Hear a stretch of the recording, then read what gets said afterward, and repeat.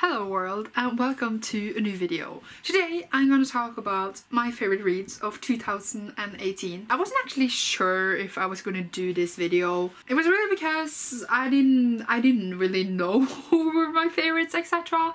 But then I went into my stats and Goodreads and I saw how few books I had rated 5 stars. It was not many. It was like 10 books. I'm not going to talk about 10 books now, but I was like, what? And then I looked at them and I was like, okay, I need to make a video about this now. It's not such a bad video to make. I can rave about my favorites, even though you have seen the favorite read of my month throughout my monthly favorites, but that wasn't throughout the whole year though. But yeah, I have 6 of the 10 books here. 3 of them are rereads and I already raved a lot about them before, I think, at least in my wrap-ups and stuff like that, so I don't bother including them here. And one of them I loved, by the way.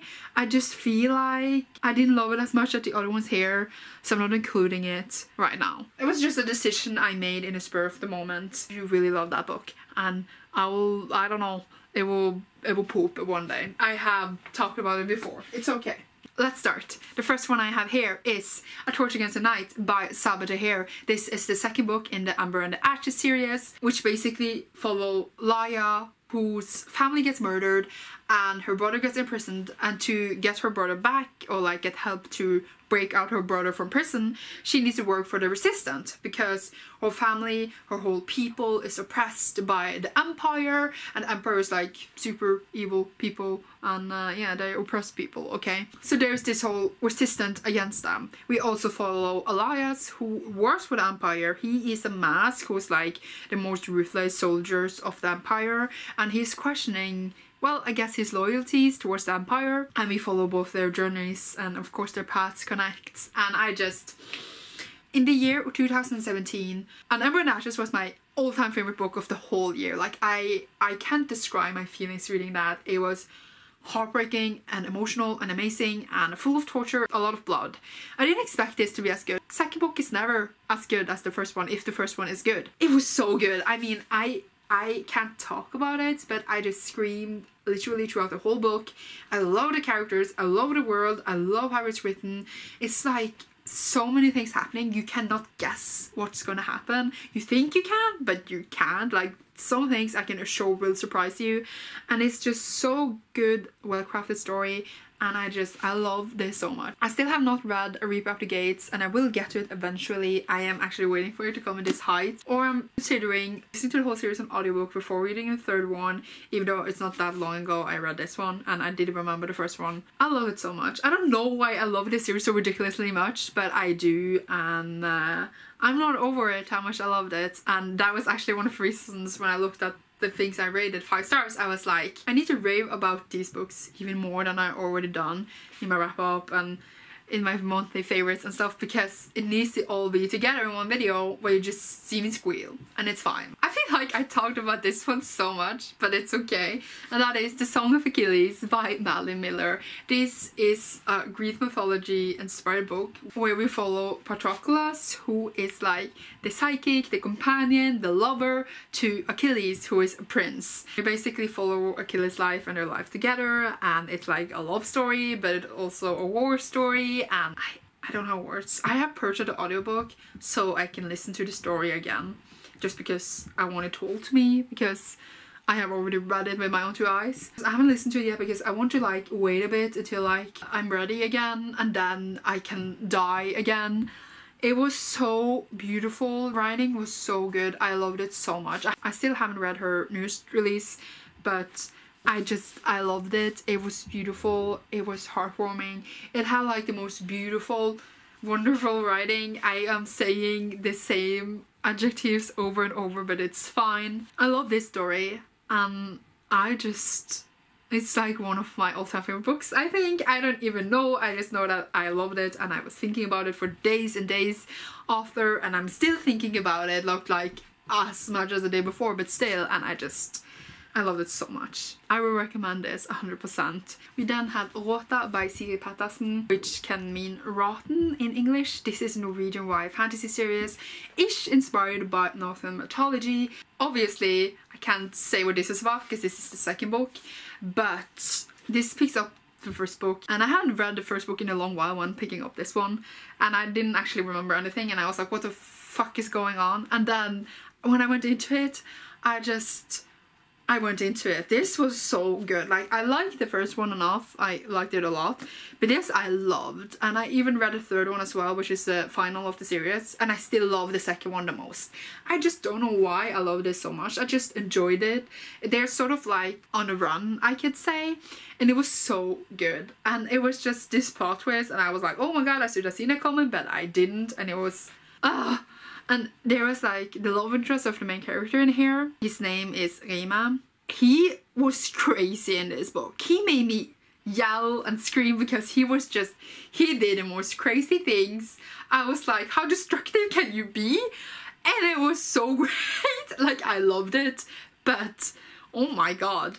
And that was one of the parts that made this story so good, because Rima he just went all crazy, and I was so for it. I don't even have words. I love this so much. You have no idea how many emotions I had reading this. I don't know. It just became one of my favorites of the year, apparently. I thought it was as many other books I read, but now I think back on it and I like saw all these books together. I was like, oh my god, it fits perfectly with all the ones that I loved, even more than the other books I loved. We then have Every Heart a Doorway by Shannon McGuire. This is a really short book, or a long novella, you can say. This is a portal fantasy, but instead of kids or people, whatever, going into the portals, it is about the kids that has come back from the portals. So they're really like going through this withdrawal where they've been in all these fantastical worlds, and now they're back in our ordinary one, and they do not approve. They're sent to this special school for kids who has been to other worlds and, I don't know, are dealing with it, where they can feel like there are other people who understands them. In this one, there's also a murder mystery going on. That is also an interesting part of the story. I just love how this was written. The main character is also asexual, and it was really nice representation. As I said, the writing was so good. It felt like a fairy tale, and the writing, I can't talk about the writing. And I think that you can tell such a powerful and great story. Such a short time really tells about your ability as a writer, and I think it was done so well. I actually think it could have been longer. I also read the second one, and I love that as well, but not as much as I love this one. And I'm really looking forward to reading the third and the fourth one. Really recommend it if you just want a fantasy and just something entirely different and new with amazing writing. And this I recommend it a lot. We then have A Quart of Mr Fury by Sarah J Maas. I read this year in April. I'd almost forgotten that I read it, and I loved it. It's so trashy, but it's fine. I mean, the book is not trashy. It's a bit trashy, but it's like fine trashy. The first book is a retelling of A Beauty and the Beast, and this one just continues, but it's not really A Beauty and the Beast anymore. This was so good. The first book was fine. I mean, it wasn't bad. I like